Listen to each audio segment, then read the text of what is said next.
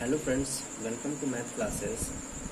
आज हम इस वीडियो में लासा और मासा के कुछ प्रश्न हल करेंगे। जैसा कि पिछले वीडियो में मैंने बताया है कि लासा और मासा की दो विधियाँ कौन कौन सी होती हैं। एक होती है अभाज्य गुणनखंड विधि और दूसरी होती है भाग विधि। तो आज उन्हीं कुछ प्रश्नों के बारे में यहाँ पर हम चर्चा करेंगे, जिसमें हो सकता है कि 3 अंक वाले भी संख्याएं हों, उनका हमको लासा ज्ञात करना पड़े। 2 अंक वाले संख्याओं का लासा हमने पिछले वीडियो में बताया भी है, और 3 से 4 संख्याओं का हम लासा इकट्ठे ज्ञात करेंगे। तो आइए शुरू करते हैं। प्रश्न एक देख लेते हैं। उसमें हमने लिखा एक, मान लीजिए अभाज्य गुणनखंड द्वारा लसा ज्ञात कीजिए। ये प्रश्न है। प्रश्न इसका हम कोई एक पार्ट ले लेते हैं, जैसे कि मान लीजिए 22, 121 और 418, ऐसे कोई 3 नंबर हम ले लेते हैं और इनका हमको लासा निकालना है। किस विधि से? अभाज्य गुणनखंड विधि से। तो आइए इसको हम अभाज्य गुणनखंड विधि से हल करते हैं। दोस्तों, लासा निकालने से पहले आपको यहाँ पर मैं बताना चाहता हूँ कि अभाज्य गुणनखंड विधि जो होती है वह अभाज्य संख्याओं द्वारा ही गुणनखंड किया जाता है किसी भी संख्या का, या कह सकते हैं छोटे छोटे भागों में तोड़ा जाता है अभाज्य संख्याओं के गुणनफल के रूप में। अब हम यहाँ पर 22 का, 121 का और 418 का अलग अलग अभाज्य गुणनखंड करेंगे और उसके बाद लासा निकालेंगे। तो आइए शुरू करते हैं ये वीडियो। इसमें हम यहाँ पे पहले तो 22 का हम लासा निकालने के लिए अभाज्य गुणनखंड करते हैं। दोस्तों, यहाँ पर ये देखेंगे कि ये सम संख्या है, तो इसका मतलब ये शुरुआत 2 से ही कटेगा। यहाँ पर 2 एकम 2, 2 एकम 2। अब ये लास्ट में कह सकते हैं कि ये 11 से ही कटेगा, क्योंकि यहाँ पर 11 ही आ रहा है। 3 से नहीं कटेगा, 5 से नहीं कटेगा, 7 से नहीं कटेगा, और 11 ही एक ऐसी अभाज्य संख्या जिससे ये विभाज्य होगा। तो 11 का 121 को जब हम भाग करने जाएंगे तो 121 जो होगा वो ना तो 2 से कटेगा, ना ही 3 से, ना ही 5 से, ना ही 7 से, ये 11 से ही विभाजित होगा। 11 एकम 11, 11 एकम 11, और 11 से फिर से विभाजित हो जाएगा। 418 को जब हम भाग करने जाएंगे तो ये 418 जो होगा इसको 2 से करेंगे, क्योंकि यहाँ पर ये लास्ट में क्या है? सम संख्या है। अब 2 दूनी 4, यहाँ पर 1 है, तो 1 और 8 18 ले लेंगे, लेकिन यहाँ पर 1 0 बढ़ा लेंगे, क्योंकि 1 जो है वो 2 से छोटा है। इस वजह से 2 अंकों की संख्या बना करके दोनों 18। अब यहाँ पर हम देखेंगे कि यह संख्या जो है वह 2 से कट रही है, 3 से कट रही है, या 5 से कट रही है, या 7 से, या 11 से। तो 3 से चेक करने के लिए हम यहाँ पर कुछ ट्रिक्स बता देते हैं कि यहाँ पर अंकों को क्या करना है, आपस में आपको जोड़ेंगे। तो अंकों को आपस में जोड़िए, और अगर वह उन अंकों का जो जोड़ है या योगफल है वह 3 के पहाड़े में आ रहा है, तो अतः वह 3 से कट जाएगी। तो यहाँ पर हम देखेंगे 2 और 0 और 9 को आपस में जोड़े तो 11 आ रहा है, और 11 जो है वो 3 के पहाड़े में तो आता नहीं है, तो इसका मतलब है यह 3 से नहीं कटेगी। 5 से चेक करने के लिए आपको क्या करना पड़ेगा? इकाई अंक देखना पड़ेगा, वह तो या तो 0 हो या तो 5 हो। अब 5 से भी यह नहीं कटेगा। 7 से हम चेक कर लेते हैं इसको। 7 दूनी 14, और बचेगा यहाँ पर 6, और उसके बाद 7 से 49, 7 8 56, 7 9 63, यहाँ पे 69 बच रहा है, तो ये भी नहीं कटेगा। तो आइए हम इसको 11 से ही करके देखते हैं, शायद ये 11 से कट जाए। क्योंकि अच्छा 11 वाली भी आप यही पर ट्रिक समझ लीजिए। यहाँ पर आपको ये समझना है 11 के लिए 11 से विभाज्य संख्या वह संख्या हो जाती है जिसमें आप सम स्थान पे जो अंक हैं और विषम स्थान पे अंक हैं उनका योग फल अलग अलग निकाल करके उनका अंतर निकालिए। अगर वह 0 या 11 का गुणज आए तो वह संख्या 11 से विभाजित हो जाएगी। जैसे कि सम स्थान पे अंक यहाँ पर केवल और केवल 0 है और विषम स्थान पे अंक यहाँ पर 2 और 9 है। 2 और 9 को आपस में आप जोड़िए तो 11 आ रहा है। 11 में 0 घटाइए तो 11 ही आ रहा है। इसका मतलब यह संख्या 11 से कट जाएगी। फिर से समझ लीजिए, सम स्थान पे और विषम स्थान पे अंक का मतलब है कि हम इसको जैसे काउंट करते हैं 1 2 3, तो यहाँ पर 1 विषम स्थान अंक है, 3 विषम स्थान अंक है। इन दोनों को आपस में जोड़ दीजिए। इन दोनों को आपस में जोड़िए तो 9 और 2 हो जाएगा 11। इस 11 को आप कहीं पर नोट कर लीजिए। और विषम स्थान वाला सम स्थान वाला अंक देख लीजिए तो केवल 1 ही है, तो इसका मतलब यहाँ पर 0 है। अब इन दोनों का अंतर निकालिए तो क्या आ रहा है? 11 आ रहा है।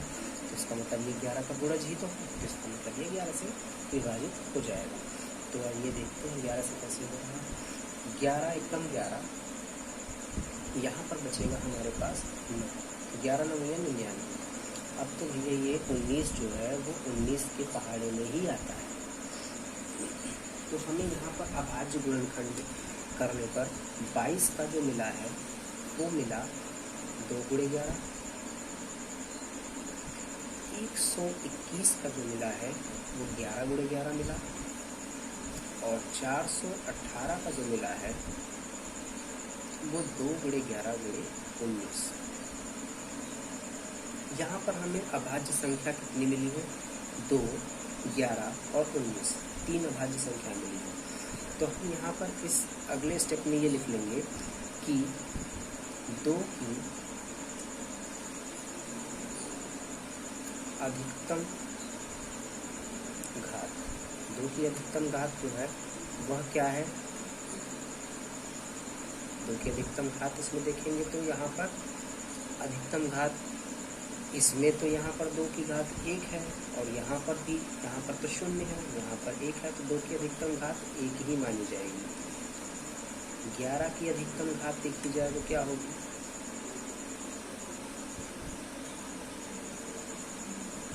अधिकतम घात तो वह देखिए यहाँ पर 11 की घात जो है अगर देखा जाए इसको तो 2 गुणे 11 लिख सकते हो आप, इसको 11 की घात 2 लिख सकते हो, इसको 2 गुणे 11 गुणे 19 लिख सकते हो। तो 11 की अधिकतम घात कितनी है? 2 ही तो है।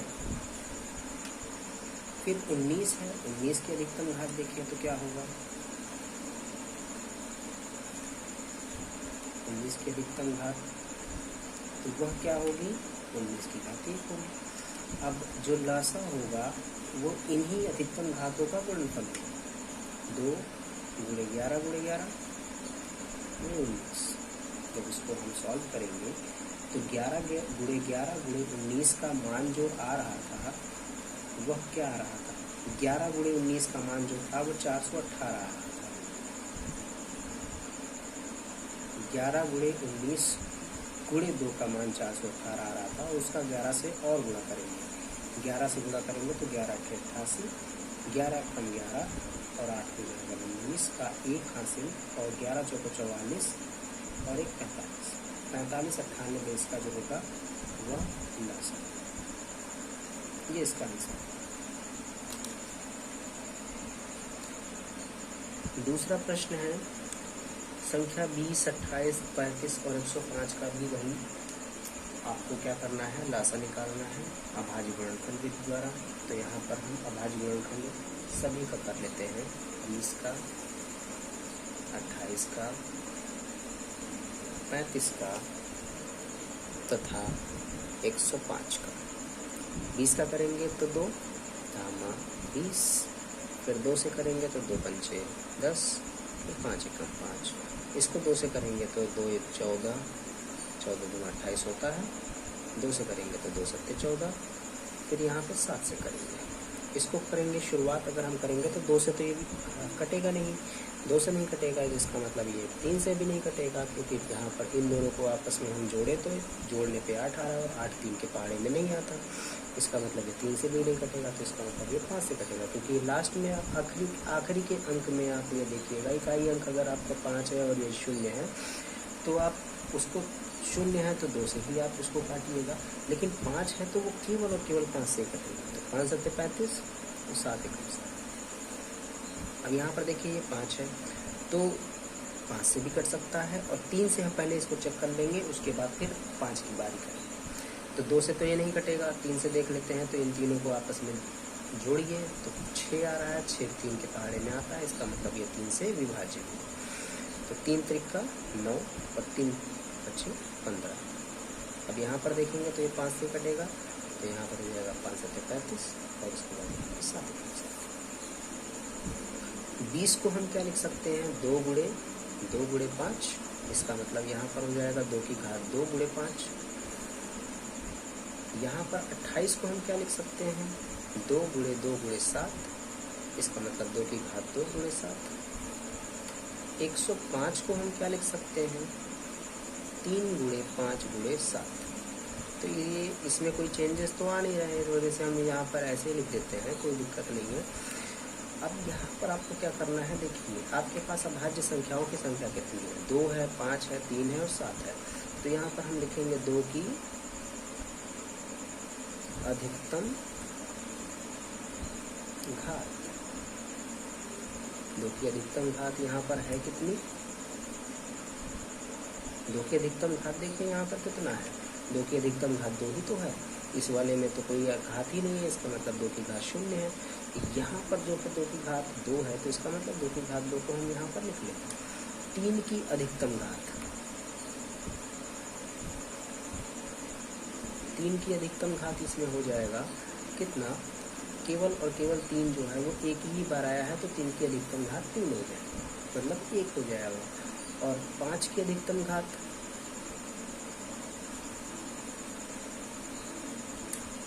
5 की अधिकतम घात देखते हैं, तो यहाँ पर 5 कितनी बार, यहाँ पर 5 एक ही बार आया, यहाँ पर 5 तो आया ही नहीं है, इसका मतलब 5 0 बार आया है, तो यहाँ 5 की घात 0 लिख सकते हैं, यहाँ पर 5 की घात 1, तो 5 की अधिकतम घात देखेंगे तो 0 और 1 में 1 ही बड़ा है। फिर 7 की अधिकतम घात देखते हैं, तो 7 की अधिकतम घात जो होगी वह क्या होगी,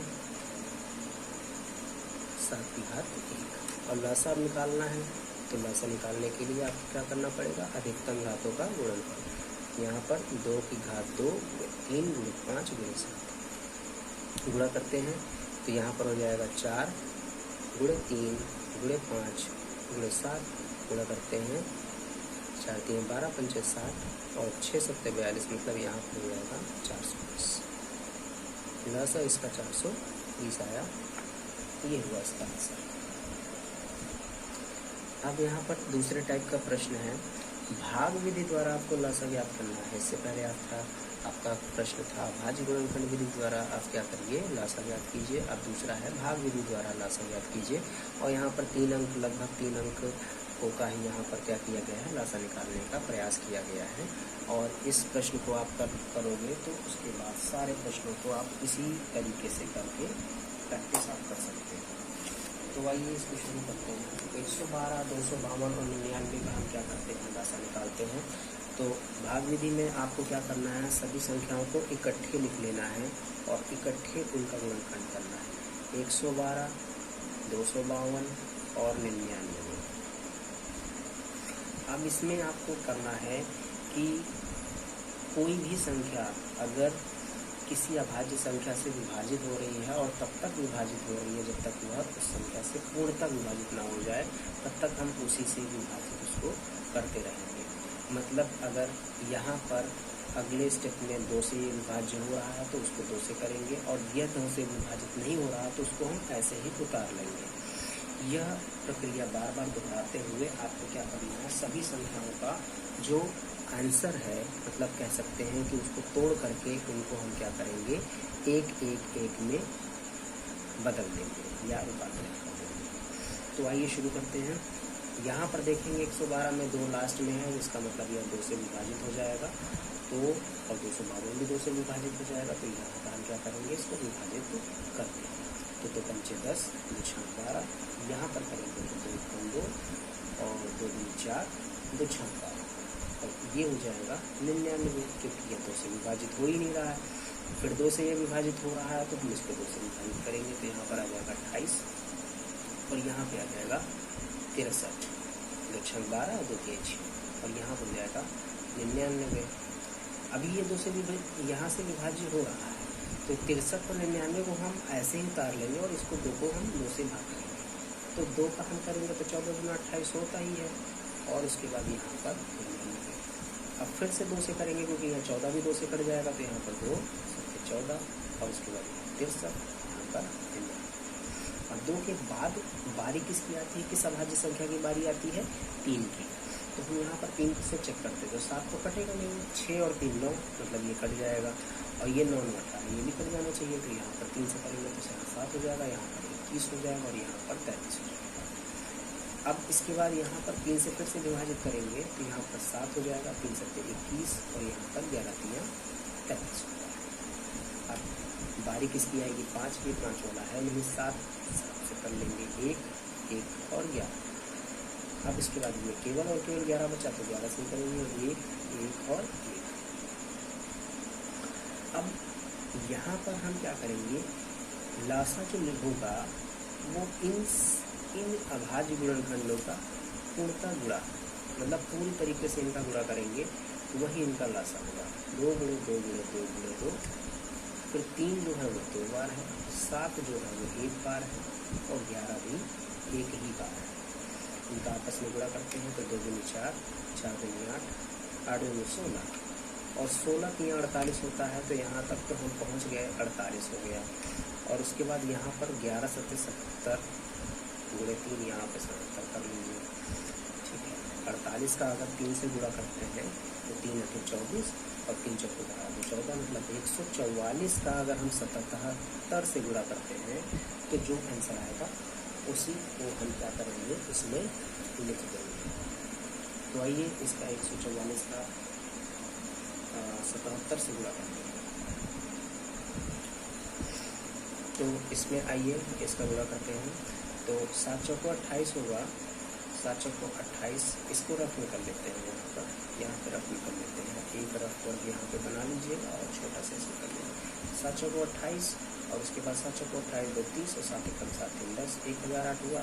और उसके बाद यहाँ पर 1008 फिर से लिख दीजिए, क्योंकि 7 ही 7 से गुणा होना है, तो ये हो जाएगा 1188।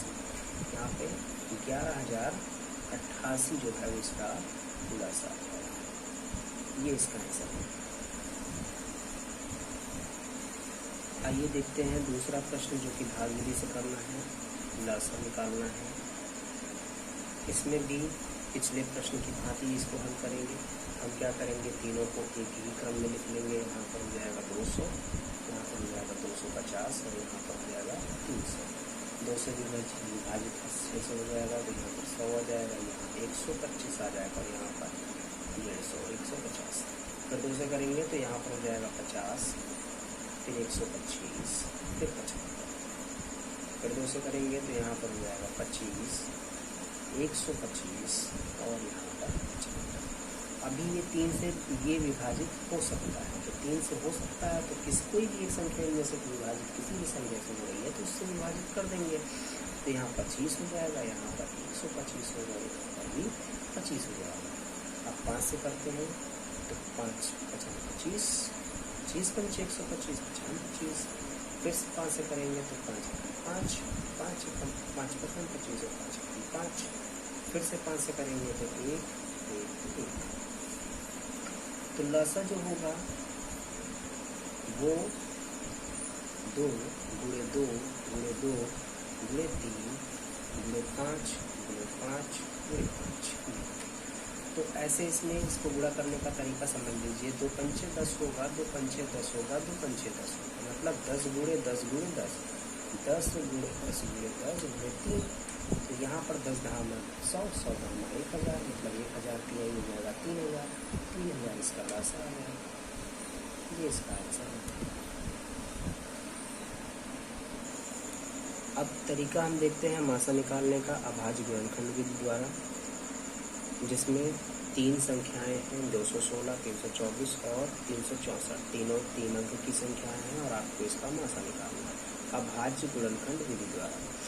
तो दोस्तों मैं आपको बताना चाहूँगा कि जो लासा वाले प्रश्न में आपको अभाज्य गुणनखंड करना था और अभाज्य गुणनखंड विधि द्वारा लासा निकालना था, आपको वही प्रोसेस इसमें भी करना है, बस उसमें आपको अधिकतम घात निकालनी थी, इसमें आपको लघुत्तम घात या निम्नतम घात देखनी है बस। और उसके बाद यहाँ पर यह मासा निकल आएगा। तो यहाँ पर हम क्या करेंगे, 216 का 216 है तो 216 का हम यहाँ पर क्या करेंगे, अभाज्य गुणनखंड करेंगे। तो ये हो जाएगा 108, फिर से करेंगे तो 54 हो जाएगा, फिर से करेंगे तो 27 हो जाएगा, 3 9 27, फिर 3 से करेंगे तो 3 का 9, फिर 3 से करेंगे तो 1। अब 324 का करके देख लेते हैं। तो 324 का ये हो जाएगा, 2 से करेंगे तो ये हो जाएगा आपका 2 और उसके बाद कुछ 12, फिर 4, फिर 2 से करेंगे तो यहाँ पर 25 होगा, फिर 3 से होगा ये 27 या 81 होता है, फिर 3 से करेंगे तो यहाँ पर 3 है 27, फिर 3 से करेंगे तो 3 का 9, फिर 3 से करेंगे 3। अब संख्या 364 जो है इसका हम गुणनखंड करेंगे। तो 364 का करेंगे तो 2 से ही करेंगे तो यह 2 कम 2, फिर 2 16 और 2 6, फिर 2 से करेंगे तो 2 9 18 2, फिर यहाँ पर ये 7 से जाएगा क्योंकि 13 से 91 होता है, तो 13 कम 13। अब यहाँ पर हम 216 को क्या लिख सकते हैं वो देख लीजिए। तो 216 को लिख सकते हैं 2 की घात 3 और 3 की घात 3। 324 को हम क्या लिख सकते हैं वो देख लीजिए। तो 2 की घात 2 और 3 की घात 4। और 364 को क्या लिखा जा सकता है वह देख लेते हैं हम। 364 को हम क्या लिख सकते हैं,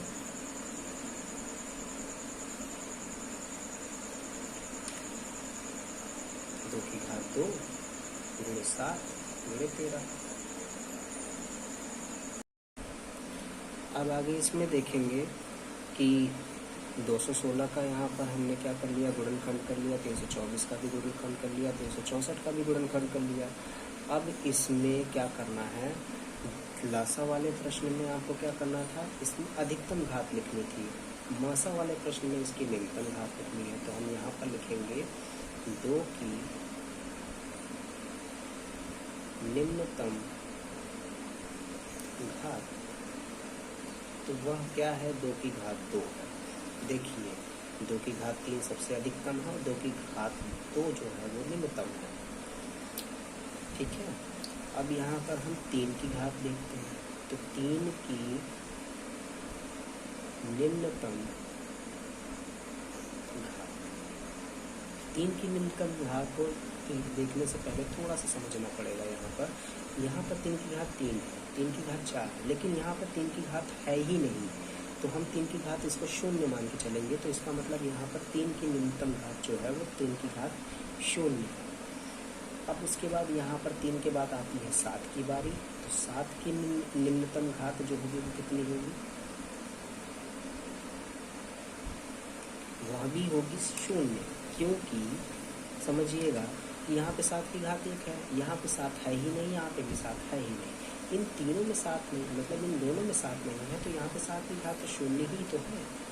13 की घात करेंगे तो 13 की निम्नतम घात जो है वो कितनी है, वह भी 13 की घात जो है वो 0 है। अब आपको यहाँ पर मैं बता दूँ कि जब मासा निकालेंगे आप क्या करोगे, मासा जब निकालोगे तो आप इन्हीं निम्नतम घातों का क्या कर लीजिएगा, गुणा कर लीजिएगा। निम्नतम घातों का गुणा कर लीजिएगा।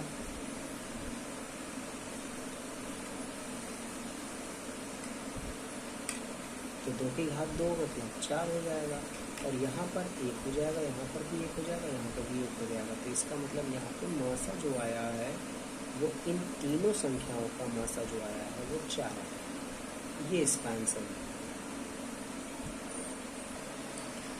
अब मासा जो है वो भाग विधि द्वारा यहाँ पर हम इसके बारे में थोड़ा सा डिस्कस कर लेते हैं। भाग विधि से कैसे होगा 156, 221 और 364 का मासा अब हम भाग विधि से करेंगे। तो हम यहाँ पर देखेंगे सबसे छोटी संख्या जो है इन तीनों में वो है क्या 156, उससे बड़ी कौन है ये 221। तो हम क्या करेंगे, जो सबसे छोटी संख्या है उससे थोड़ी सी बड़ी जो संख्या है उसको भाग करेंगे। 156 से 221 को भाग करेंगे। तो यहाँ पर हम क्या करेंगे, 156 से 221 को भाग करेंगे तो एक बार ही जाएगा। घटाने पर हमारे पास बचेगा यहाँ पर 5, यहाँ पर 6 और यहाँ पर 0। इसके बाद हम क्या करेंगे, इस 65 से 156 को भाग करेंगे। तो 65 का 2 बार गुणा करते हैं तो 130 होगा। घटाने पर हमारे पास बचेगा यहाँ पर 26। इस 26 से इस 65 को हम क्या करेंगे, भाग करेंगे। 26 दुना हो जाएगा 52 और घटाने पर यह बचेगा यहाँ पर 13। अब इस 13 से 26 को भाग करेंगे। ये प्रक्रिया तब तक चलती रहेगी जब तक शेषफल 0 ना आ जाए। तो यहाँ पर अब करेंगे 13 दुना 26। तो इस स्टेप में हमारा यह शेषफल 0 आ गया। अतः 156 और 221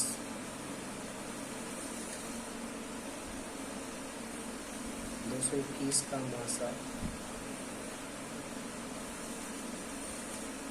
वो क्या आ गया है 13। अब हम कुछ देर के लिए यह मान लेंगे कि इन तीनों संख्याओं का मासा वह 13 है। या तो केवल ऐसे ही कह सकते हैं कि इन दोनों संख्याओं का तो हमें पता चल गया ना मासा 13 है। तो हम इस 13 से इस तीसरी संख्या को विभाजित करते हैं। अगर शेषफल 0 आ जाता है तो जो ये मासा आया है वो है तीनों संख्याओं का मासा होगा। और अगर शेषफल 0 नहीं आता है तो हम प्रक्रिया यही दोहराएंगे और उसमें से नया मासा निकाल लेंगे। तो आइए शुरू करते हैं। 13 से हम क्या करेंगे, हम लिखेंगे 364 संख्या 364 को 13 से विभाजित करने पर। तो आइए देखते हैं 13 से विभाजित होता है या नहीं होता है। तो यहाँ पे 364 लिखेंगे और 13 बाहर लिखेंगे। 13 दूना 26, 13 3 39, 2 ही बार जाएगा। यहाँ पर 26 हो जाएगा। घटाने पर हमारे पास बचेगा 10 और ये 4। तो 13 × 104 होता है, ये हमें पता है। 13 को पहाड़े में 104 कब आएगा, 8 बार पढ़ने पर। तो ये हो जाएगा 0 0 0। इसका मतलब हमारे पास शेषफल कितना आ गया, 0 आया। अतः हम लिख सकते हैं, अतः 156, 221 और 364 का मासा कितना होगा, 13 होगा। ये इसका उत्तर है।